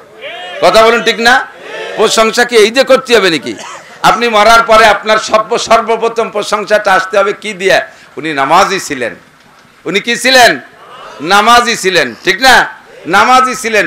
আপনার সম্পর্কে কি এই কথাটা বলার মতো আপনি গুণ অর্জন করতে পারছেন? আপনি? আমার এলাকায় গত কিছুদিন আগে একটা লোক মারা গেছে, মসজিদের ইমাম সাহেব সাক্ষী দিয়েছে, আরে ভাই এই নসিমনটা তাড়াতাড়ি জাতি দেন দিয়ে হ্যাঁ আলাই বালাই সারা দেশ বইরিয়া, তাড়াতাড়ি জাতি দেন, সত্যি দেন। এদিক খেয়াল করেন, কষ্ট হচ্ছে আপনাদের? উনি মারা যাওয়ার পরে উনার মসজিদের ইমাম সাহেব সাক্ষী দিয়েছে, খুলনা চাকরি করতেন মাইয়েত, চাকরি থেকে রিটায়ার্ডের পরে বাড়ি আসছে আজ 16 বছরের ভিতরে বাড়ি থাকা অবস্থায় আমি উনাকে একটি ওক্ত জামাতে তাকবীরুল মিস হতে দেখি নাই। ইমাম সাহেব যদি কোনো মুসল্লির এই সাক্ষী দেয় তাহলে ওই এক সাক্ষীতে ওই লোকটা জান্নাতি হওয়ার জন্য যথেষ্ট। কথা বলেন ঠিক না? আপনি কি এমন প্রশংসা কামাই করতে পারছেন আপনার লাশটা সামনে রেখে আমরা বলতে পারবো যে উনি এক ওয়াক্ত নামাজ কাজা করতেন না? আপনার সম্পর্কে কি বলতে পারবো উনি বিড়ি খাইতেন না? আপনার সম্পর্কে কি বলতে পারবো উনি মিথ্যে কথা বলতেন না? আমরা দায় ঠাই আপনার দোষগুলো কইলাম না, কিন্তু গুণ কবচে গুণটা কি কামাই করলেন? তবে 99টা দোষ থাকলে যদি একটা গুণ থাকে এই গুণটার আলোচনা আপনারা করবেন। হাদিসে আসছে যেহেতু আপনার আলোচনা করবেন। আল্লাহু আকবার। হযরত ঈসা আলাইহিস সালাতু ওয়াস সালাম একবার রাস্তা দিয়ে হাঁটতেছে, সাথী উনার সাথীদেরকে বলা হয় হাওয়ারি। আমার নবীর সাথীদেরকে বলা হতো সাহাবা, আর হযরত ঈসা আলাইহিস সালামের সাথীদেরকে বলা হয় হাওয়ারি। এই হাওয়ারিদেরকে নিয়ে উনি রাস্তা দিয়ে হাঁটতেছেন, যাইতে যাইতে কত দূর গিয়ে দেখে, এই ভাই কাটা কাটা কথা কষ্ট হচ্ছে না আপনাদের? আমার সুর তো আগেও নাই, পরেও নাই, আইজও নাই, কাইলও নাই, এভাবে 2-4টে কথা খেয়াল করেন। তো এই হাওয়ারিরা সাথে নিয়ে রাস্তা দিয়ে হাঁটতেছে, যাইতে যাইতে দেখে রাস্তার পাশে চোখ পড়ছে খালের ভিতরে দিকে একটু ফাঁকা জায়গার দিক, দেখে একটা বিড়াল মরা। কি মরা? বিড়াল মরিয়া পোক হয়ে গেছে। এত পোকের পোক যে শুধু পোকারই স্তূপ হয়ে গেছে। এ দেখলে কি এক নজরে বেশি দ্বিতীয় নজর তাকানো যায়? হযরত ঈসা আলাইহিস সালামেরও নজর পড়ছে, সাথীদেরও নজর পড়ছে। ঈসা আলাইহিস সালাম সাথীদেরকে ব্রেক করছে, কুম হয়ে দাঁড়াও, আর হাঁটবা না। আর হাঁটতে নিষেধ করে দাঁড়ায় বলতেছে, এইটা কি বলো তো? কয় হুজুর মরা বিড়াল, বিড়াল মরা। কয় যে দেখো তোর কোনো জায়গা ভালো আছে নাকি? সারা গা পোকে বিড়বিড় করতেছে। এই মুহূর্তে জিজ্ঞেস করছে, বলো তো ওর কোনো জায়গা ভালো আছে নাকি? সবাই দেখে কয় হুজুর ভালো তো নাই, তারপরে একটু সরিয়ে কই এ জায়গায় দাঁড়ানো যাচ্ছে না। হুজুর কয় না, এই জায়গায় দাঁড়ায় রেজাল্ট দিয়ে যেতে হবে। তো দেখে কয় না হুজুর কোনো জায়গা ভালো নাই, কোথাও ভালো নাই। আবার বললেন উনজুরু সুম্মানজুর, আবার দেখো দেখো কোথাও ভালো আছে নাকি। আবার তাকায়, কয় না কোনো জায়গা ভালো নাই। হুজুর কয় সুম্মানজুর, আবার দেখো দেখো কোথাও ভালো আছে নাকি। 3 নম্বর বারও বললেন না হুজুর ভালো নাই, সরেন দিয়ে আর দেখা যাচ্ছে না, এ তো কোথাও ভালো নাই, সব জায়গা পোকা। হযরত ঈসা আলাইহিস সালাতু ওয়াস সালাম বললেন, কে ওর দাঁত কয়টা ভালো নাই? সারা গায়ে পোক, দাঁত কয়টা ভালো নাই? ও তো কোনোদিন পান খাইনি, ওর দাঁত কয়টা তো দেখো কি চকচকে ঝকঝকে। দাঁত কয়টা ভালো আছে? জি হুজুর দাঁত কয়টা ভালো আছে। হুজুর বললেন, আমি তো বলি নাই যে কোন জায়গা পোকা আছে তাই বলো, আমি বলছি কোন জায়গা ভালো আছে তাই বলো। দাঁত কয়টা ভালো আছে তা কেন কইলে না? এ জায়গা পোকা, লেজে পোকা, পায়ে পোকা, মাথায় পোকা, গায়ে পোকা, পেটে পোকা, খালি বলো পোকা আর পোকা। দাঁত কয়টা ভালো আছে আমি তো ভালো টুক জিজ্ঞেস করছি, তা কেন বলো না? এটাই মানুষের স্বভাব, এটাই মানুষের কিছু কিছু স্বাভাবিকতা আছে। আমারে দেখতেছে সামনে উপস্থিত, আমি মাহফিলে চলে আসছি, একজন এসে কয় হুজুর আসছেন? তারে কি করতে হয়? কয় না আসিনি। দেখতেছে হুজুর আসছেন, এটা হলো স্বাভাবিক প্রশ্ন। বসে ভাত খাচ্ছে, হযরত মাওলানা আলী হোসেন সাহেব হুজুর রহমাতুল্লাহ আলাইহি একদিন ওয়াজের পরে ভাত খাচ্ছে, একজন এসে বলতেছে হুজুর কি করেন? হুজুর কয় হাডুডু খেলতেছি। দেখতেছে ভাত খাচ্ছে, তার কিভাবে জিজ্ঞেস করে হুজুর কি করেন? হুজুরও সেরকম জবাব দিয়েছে, হাডুডু খেলতেছি। এই স্বাভাবিক কিছু কথা থাকে। তা আমাদের এই স্বভাব হলো মানুষের দোষগুলো খোঁজা, মানুষের গুণগুলো না বলা। তো মানুষ মারা গেলে তার গুণের কথা আলোচনা। যে কথা বলছি যে আপনি যে মারা গেলেন, আপনার কি গুণ অর্জন করে মরতেছেন যে আপনাকে সামনে করে আমরা তার প্রশংসা করব? এই গুণগুলো অর্জন করার চেষ্টা করে আল্লাহ তৌফিক দান করে, বলেন আমিন। যে কথা বলতে যে অনেক দূর সরে চলে আসছি, কি বলে জানাজার আজান আর একামত, ঠিক না? মানুষের মরার জন্মের সাথে সাথে ডান কানে আজান আর বাম কানে একামত, এটা ছিল সুন্নাত। আপনারা শুনছেন কিনা তা জানি না, আমাদের আব্বা আমারা দিয়েছি কিনা তা জানি না, তবে আমার বিশ্বাস আমার আব্বা আমার ডান কানে আজান আর বাম কানে একামত দিয়েছে। আমার আব্বা একজন দিনদার মানুষ ছিলেন, এটা হলো সুন্নাত 1 নম্বর। তা আজান আর একামতের মাঝে টাইম কি পরিমাণ এদিক খেয়াল করেন। ফজরের মাগরিবের আজান দেওয়ার পরে জামাতের একামত হইতে 3-4 ঘন্টা নামাজে কয় যে হয়, যারা কয় হয় তারা জীবনেও পড়ি নেই নামাজ। মাগরিবের আজান আর জামাতের একামতের মাঝখানে কতটুক টাইম? 5-7 মিনিট, ঠিক না? ধরে নেন আপনার ডান কানে জন্মের পরে ডান কানে আজান আর বাম কানে একামত হয়ে গেছে, আজান আর একামত হয়ে গেছে, বাকি আছে নামাজ। এই নামাজই হলো জানাজার নামাজ। এই নামাজ কি তাহলে জানাজার নামাজ ফরজে আইন না ফরজে কিফায়া? সুন্নাত না ওয়াজিব? ওয়াজিব। জানাজার নামাজ ওয়াজিব, সুন্নাত ফরজে কিফায়া ফরজ। বলেন কি? ফরজ। তো ফরজ নামাজের জন্য আজান একামত লাগে। আপনার এই ফরজে কিফায়া জানাজার নামাজের আজান একামত আগে হয়ে গেছে, নামাজটা বাকি ছিল শুধু তাই পড়াই দেওয়া হয়েছে, ঠিক কি না? আল্লাহ আমাদেরকে সকলকে জানাজার নামাজ সুস্থভাবে নসিব করে, বলেন আমিন। এবং আমার জানাজা সামনে করে নিয়ে মানুষের জন্য প্রশংসা করতে পারে, এই গুণগুলো অর্জন করে যার তৌফিক দান করেন। গজল গায় না আইনুদ্দিন আজাদ সাহেব, তুই মরিলে কান্দিবে কয়জন? আপনি মরলে কান্দার কয়জন রেখে গেছেন?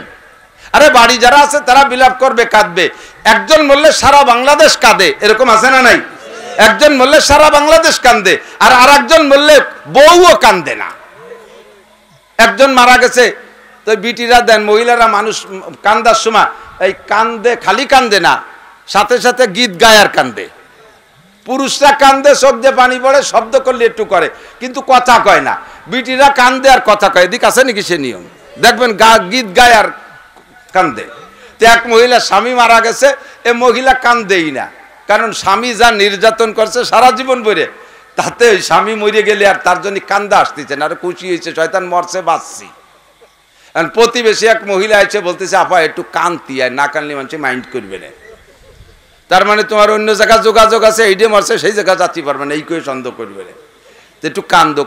আপা কানবো যে কি কইয়ে কানবো? যা আসছে তা একটু কোয়া।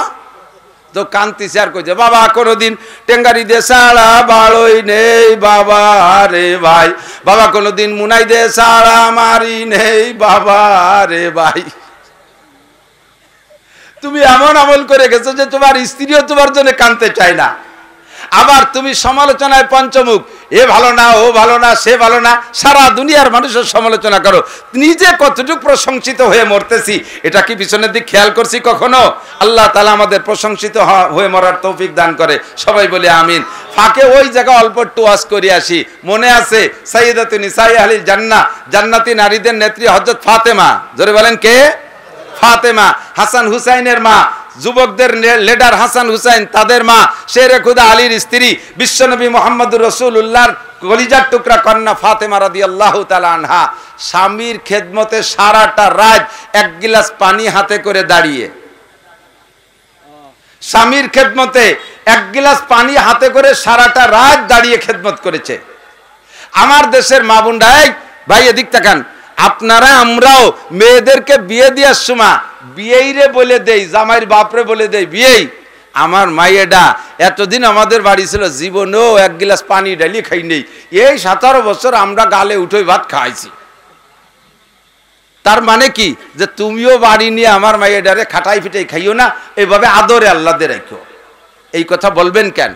জামাইরে বলে দেয়, বাপ খেয়াল রাখিস, বাপ আমার বড় আদরের মাইয়া, এর দিয়ে আমরা কোনোদিন কিছু করি নাই, গায়ে একটু নখে রেসর দেই নাই, এক গিলাস পানি ঢালাই খাই নাই, ওর পানিটুকু ঢেলে দিছি, তার মানে আমার মাইয়েডারে তুমি পানি ঢেলি খাওয়াইও।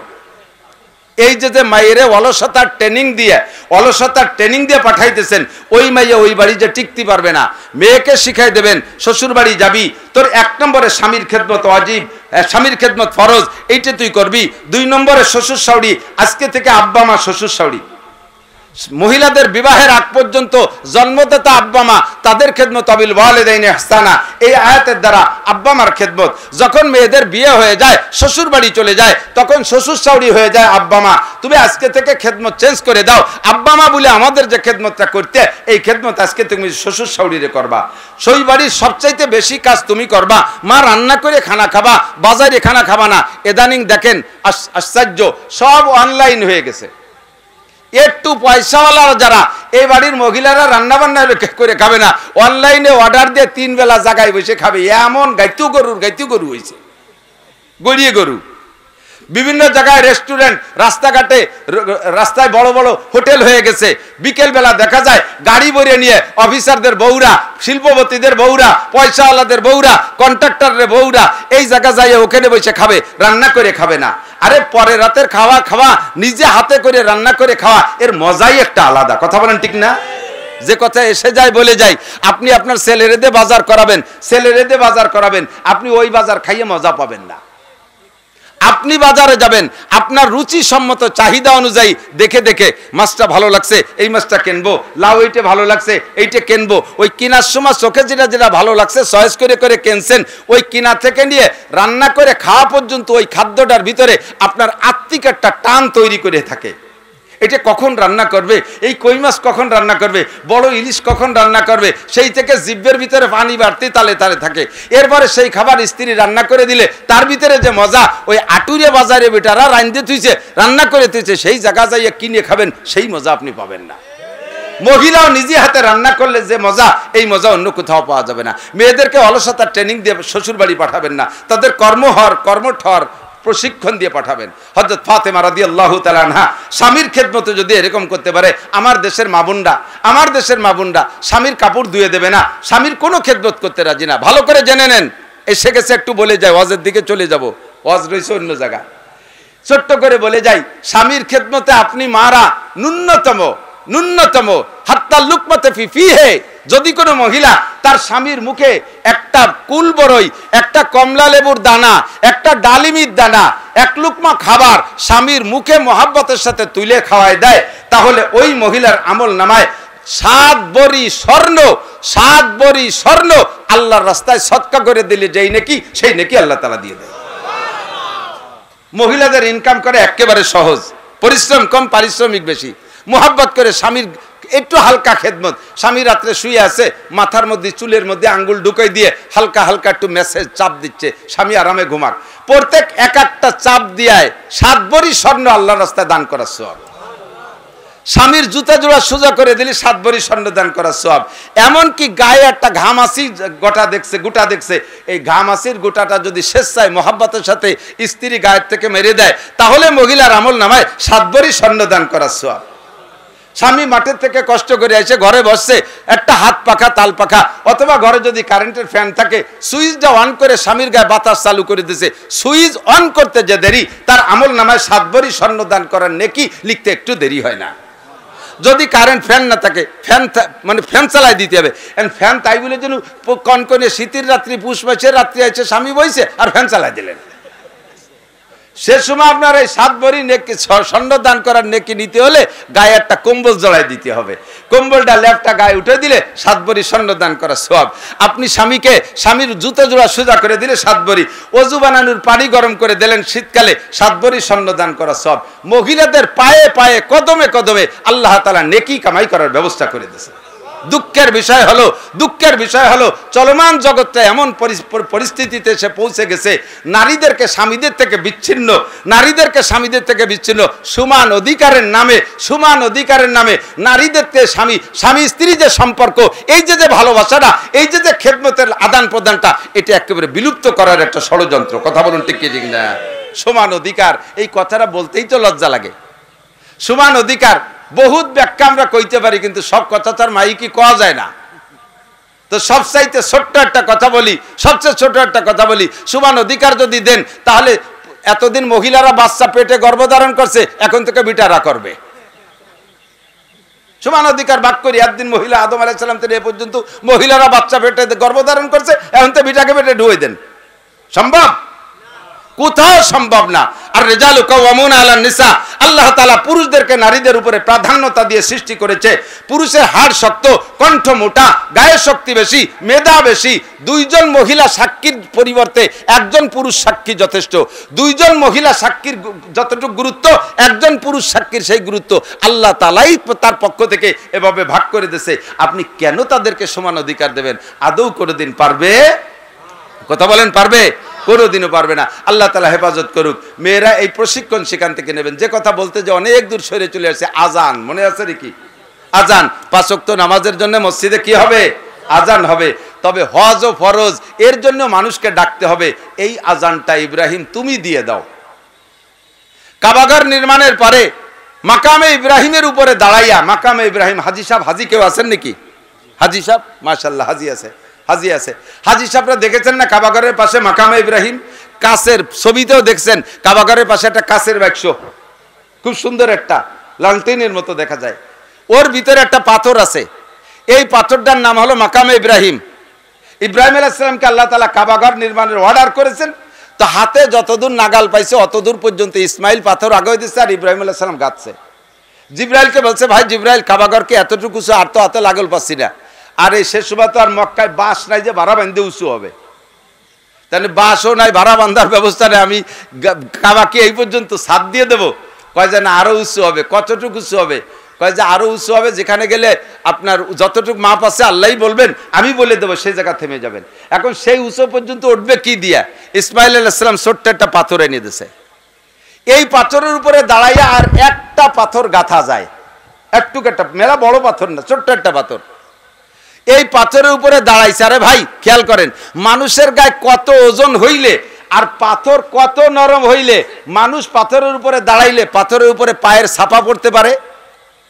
পাথর কি এরকম নরম হতে পারে? মানুষ কি এত ওজনওয়ালা হতে পারে যে পাথরের উপরে দাঁড়াইলে পাথরের ভিতরে পাও ডেবে যাবে? ইব্রাহিম আলাইহিস সালামের পায়ের দাগ ওই পাথরের উপরে দাঁড়াইছে, পায়ের মধ্যে পাথরের ভিতরে পাটা বসে গেছে, এখনো পর্যন্ত সেই পায়ের দাগ সেখানে আছে। বহুবার দেখার তৌফিক দিয়েছে আল্লাহ তাআলা। আপনিও যাবেন, দেখবেন। হাজিরা তওয়াফের পরে ওই জায়গা যায় 2 রাকাত নামাজ পড়তে হয়, মাকাম ইব্রাহিম এই জায়গা। তো এই ইব্রাহিম আলাইহিস সালাম যখন ওই পাথরের উপরে দাঁড়ায় দাঁড়ায় গাঁথতেছে, চতুর্দিকে একটা করে পাথর গাঁথা হয়েছে। এখন কয়, ভাই জিব্রাইল, আরো কি উপরে গাঁথতে হবে? হ্যাঁ। কয় তা উঠবো কি করে? এই পাথরটাকে আল্লাহ তাআলা কুদরতি লিফট বানায় দিয়েছে। কোন সুবহানাল্লাহ। কয় পাথরে আপনাকে উঁচু করবে আর আপনি গাঁথবেন, পাথর যে জায়গায় যে থামিয়ে যাবে ওই পর্যন্ত গাঁথা শেষ। বর্তমান কাবাঘরের যে উচ্চতা আছে, ইব্রাহিম আলাইহিস সালামের সময় এই উচ্চতাই ছিল। ওই পরিমাণ ইব্রাহিম আলাইহিস সালামকে পাথরে উঁচু করে নিয়ে দাঁড় করে দিয়েছে। আর ইব্রাহিম আলাইহিস সালাম কাবাঘর নির্মাণ করলেন। পাথরের উপরে দাঁড়াইয়া আল্লাহ পাক রব্বুল আলামিন অর্ডার করলেন, ওয়াআযিন ফিন নাস বিল হজ্জ ইয়াতুকা রিজালান ওয়া আলা কুল্লি দামিরিন ইয়াতিনা মিন কুল্লি ফাজ্জিন আমিক। আপনি আজান দেন, 5 ওয়াক্ত নামাজের আজান হবে কিয়ামত পর্যন্ত। হজের আর আজান হবে না, হজের আজানটা আপনি দেন। আদম আলাইহিস সালামের পরে 1000 বছর পরে নূহ আলাইহিস সালাম, নূহ আলাইহিস সালামের 1000 পরে ইব্রাহিম আলাইহিস সালাম, 1000 বছর পরে ইব্রাহিম আলাইহিস সালাম। সেই সময় ইব্রাহিম আলাইহিস সালাম আজান দিয়েছে, তখন কি দুনিয়ায় 800 কোটি মানুষ ছিল? মানব বসতি যত দূরের মধ্যে ছিল, ইব্রাহিম আলাইহিস সালামকে আজান দিতে বললেন। ইব্রাহিম বললেন, আল্লাহ আমার এই আজানের আওয়াজ কত দূর যাবে? আল্লাহ তাআলা বললেন, মাইক লাগবে না, ইথার লাগবে না, নেটওয়ার্ক লাগবে না, মোবাইল লাগবে না, আজান দিবা তুমি, পৌঁছে দেব আমি। বর্তমান বিশ্বে যত দূরে মানুষ আছে সমস্ত মানুষের কানে তোমার আজান আমি আল্লাহ তাআলা পৌঁছে দেব। ওই সময় দুনিয়ায় যত মানুষ জীবিত ছিল সব মানুষ ইব্রাহিম আলাইহিস সালামের হজের আজান শুনছে। শুধু তাই না, খেয়াল করেন, দুনিয়ায় যারা জীবিত ছিল শুধু তাই না, আমরা তো সে সময় দুনিয়ায় ছিলাম না, আমরা ছিলাম রূহের জগতে। এই ইব্রাহিম আলাইহিস সালামের আজান, হজের আজান রূহের জগতে পৌঁছে গেছে। ওখানে বসে আমরা লব্বাইক বলেছিলাম। হজের আজানের জবাব কি? লব্বাইক। বলেন কি? আরেকবার বলবেন না জোরে? হাজী সাহেবরা হজে যাইয়া কি বলে? আমরা একটা তলবিয়া পড়ে নেই, যদি আমাদের এই আন্তরিক তলবিয়াটা আল্লাহ কবুল করে তাহলে মরার আগে একবার হজ নসিব হয়ে যেতে পারে। লব্বাইক আল্লাহুম্মা লব্বাইক লব্বাইক লা শারীকা লাক লব্বাইক ইন্নাল হামদা ওয়ান নি'মাতা লাকা ওয়াল মুলক লা শারীকা লাক। আল্লাহু আকবার। এই লব্বাইক আমরা রূহের জগতে ইব্রাহিম আলাইহিস সালামের আযান শুনে জবাব দিয়েছিলাম, তবে সবাই না। এদিনও রূহের জগতে থাকে অনেকে আলসেমি আছে, আজানের উত্তর দেই নেই। যেমন এখন মসজিদে আজান হয়, এই চার দোকানে বসে বসে গাপটি মেরে বিড়ি খাতি, তাহলে তো একদল আছে না কিছু আল্লাহওয়ালা, ওরা খুব দিনদার। ওই জায়গা থেকে ইব্রাহিম আলাইহিস সালামের হজের আজানের জবাব যারা দিয়েছেন, খেয়াল করেন, যারা হজের আজানের জবাব দিয়েছেন, দুনিয়ায় আসার পরে যত গরিব হন, যত অভাবী হন, মক্কা থেকে যত দূরে আপনার বাড়ি হোক না কেন, মরণের আগে একটা বার হলে আপনি হজ অথবা উমরা করতে পারবেন। ওখানে থেকে যারা লব্বাইক বলেছে, ও জায়গা কেউ 10 বার লব্বাইক বলছে, কেউ 20 বার বলছে, কেউ 50 বার লব্বাইক বলছে। যে কয়বার লব্বাইক বলছে সে সেই কয়বার হজ উমরা করতে পারবে। ভাই কয়টা আল্লাহ হাতে ধরে আমাকে ঠকাইছে, বাংলাদেশে পাঠালো, আমাকে যদি মক্কায় পাঠাতো তাতে আমরা লব্বাইক করে ডালি দিতাম। এই লব্বাইক আমরা হজ করতে পারতাম। আরে ভাই, আমি মক্কায় তো অনেকবার গেছি, বহু মক্কি, বহু সৌদিয়ান আজও পর্যন্ত হজ করে নাই। বাড়ি সৌদি আরবে, আজও হজ করতে পারে নাই। আরে সৌদি হলেই হজ করা যায় না, হজের কপালে থাকতে হবে। অথচ বাঙালি বহুত গরিব আছে। এই রমজানে, আগের রমজানের পরে, এই রমজান গেল, তার গত রমজানের পরে আমি আমার 2 ছেলেরে নিয়ে গেছি উমরায়। আমাদের সাথে রূপসা ফেরিঘাটের একজন কুলি, জাহাজের থেকে মাল আনলোড করে, এই লোকটা আমাদের সাথে উমরায় গেছে। মদিনার থেকে যেদিন আমরা ব্যাক ফ্লাইটে আসবো, আগের রাত্রে শুনি যে উনি ফোনে কথা বলতেছে রূপসা ঘাটের সাথে। ওই রূপসার ঘাটের জিম্মাদার যে, সে বলতেছে তুমি কবে আসবা, একটা জাহাজ আসতেছে, এই জাহাজওয়ালারা আমাকে বলে রাখছে যে অমুক রেজে জাহাজ আনলোড করতে হবে, তুমি কি এসে পারবা? তো বলতেছে হ্যাঁ, আমি ইনশাআল্লাহ আগামীকালকে ব্যাক ফ্লাইটে আসবো, 2 দিন পরে আমি আইসা আপনাদের মাল আনলোড করে দেব। আগেও কুলি, পরেও কুলি, ফাঁকে হজ করে আসছে, কিচ্ছু নাই, ভিটে বাড়ি ছাড়া, কিচ্ছু ভিটে ঠুক ছাড়া আর কোনো জায়গা জমি নাই। সারা জীবনের সাধনা, আমি একবার চোখ দিয়ে কাবা ঘর দেখবো, সারা জীবনের সাধনা একবার আমি চোখ দিয়ে মুহাম্মদুর রাসূলুল্লাহ সাল্লাল্লাহু আলাইহি সাল্লামের রওজাটা দেখবো, এমন একটা শখ কি জীবনে হতে পারে না?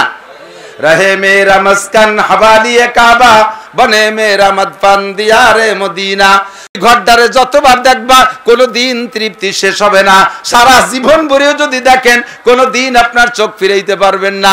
এমন একটা মজার একটা আকর্ষণ ওই কালো ঘরের মধ্যে রেখেছে, একটু যাওয়ার শখ হয় কার? সত্যি অনেকে হাত উঠেছে, টানায় পয়সা নাই, খালি হাত উঠে বুঝে লাভ কি? আল্লাহ যদি কবুল করে টাকা পয়সা লাগে না। ওই কুলি বেচারা সেও যাইয়া উমরা করে আসছে, বলেন আলহামদুলিল্লাহ। যাবেন তো? এই সময় হযরত ইব্রাহিম আলাইহিস সালামের হজের আজানে যে সকল আশিকিনরা রূহের জগতে লব্বাইক বলেছিল, তারা লক্ষ লক্ষ যাইতেছে, তারা হজ করবে, তারা উমরা করবে। আল্লাহ পাক আমাকেও তৌফিক দিয়েছে, আমি গিয়েছি, আরো যাব ইনশাআল্লাহ। আল্লাহর জন্য এই মাঠে যারা বসা আছে, মরণের আগে একটা বার হলো হজ উমরা করার তৌফিক দান করে। আজকে থেকে একটা বিমা খোলেন, হজ বিমা। জীবন বিমা তো কত খুললেন, জীবন বিমা, এই জীবন বিমা খোলে না? জীবন বিমা, ওর নাম কি জীবন বিমা না মরণ বিমা? আমি নাম থুইছি মরণ বিমা। ও টাকা জমা করার সময় নিয়ত করেই থই যে আমি যদি অকালে মরে যাই, তাহলে ছেলে মেয়ে কি ওই খাবে, এই কয়টা থাকলো তাই তারা ধুয়ে মুছে খাবে। সত্যি ওই টাহার মেয়া দেওয়ার আগে ওই দামলাটা মরে যায়, পরে ওই টাহা ছেলে মেয়েরা মরার পরে ধুয়ে মুছে খায়। তাহলে এই টাকা আমার জীবদ্দশায় কাজে লাগলো না, লাগলো যে মরার পরে। ওর নাম কি জীবন বিমা না মরণ বিমা? মরণ বিমা খুলে বস্তা বস্তা টাকা রাখেন। আজকে থেকে প্রতিজ্ঞা করেন, আমি এখন থেকে একটা হজ বিমা করবো ইনশাআল্লাহ। হজ বিমা মানে করে ব্যাংকে টাকা রাখবেন না, ছোট ছোট করে নিজের অধীনে আয়ত্তের মধ্যে রাখা আপনি টাকা জমা করেন। পরিমাণ মতো টাকা হয়েই যাবে ইনশাআল্লাহ, পরিমাণ মতো টাকা হয়েই যাবে। আল্লাহ তাআলা সবাইরে নসিব করে বলেন আমিন। সময়টা এখন হজের সময়, সারা দুনিয়া জুড়ে দোয়া কবুল হবার সময় চলতেছে। বিশ্বের যেখানেই মুসলমান আছে সেখান থেকে যাইতেছে। আমার বাংলাদেশের থেকে হাজার হাজার হাজিরা যাচ্ছে। এই দোয়া কবুল হবার সময় আল্লাহ তাআলা আমাদের বসার তৌফিক দিয়েছে। আল্লাহ তাআলা আমাদের আজকের মজলিসকে কবুল করে, যে কথাগুলো শুনেছি সামনে শুনবো, আমল করার তৌফিক দান করে। সবাই বলেন আমিন। মুক্তাসার, বেশি লম্বা করব না, অনেক কথা বললে মনে থাকে না। পিছনে যে কটা বলছি ও কটা তো মনে আছে, ও কটা তো আমল করা যাবে ইনশাআল্লাহ। আল্লাহ কবুল করুক। বিশেষ করে মা বোনদেরকে যা বলেছি সে কথাগুলো তারা আমল করবে। আল্লাহ সবাইকে কবুল করুক। আমি আজকে আয়াত পড়ছি 2 দিকের। একটা হলো সবচেয়ে বড় ইবাদতের একটা আয়াত পড়ছি, সবচেয়ে বড় ইবাদত। খেয়াল করতেছেন না? করতেছে না। আবার আমরা এখানে বসছি উলামায়ে কেরাম, আপনারা জানেন না এমন কিছু আমাদের বলা সম্ভব না। কিছু কিছু আনুকা কিসসা যদি এসে যায়, এই পোলাপান নড়িস না, চলি যাচ্ছ কে, ওয়াজ শিখবা না? আমরা মরি যাওয়ার পরে ওয়াজ করবে কারা? দুইও মুছে খাতিয়ে রবি বয় মাইক দল্লি টাহা।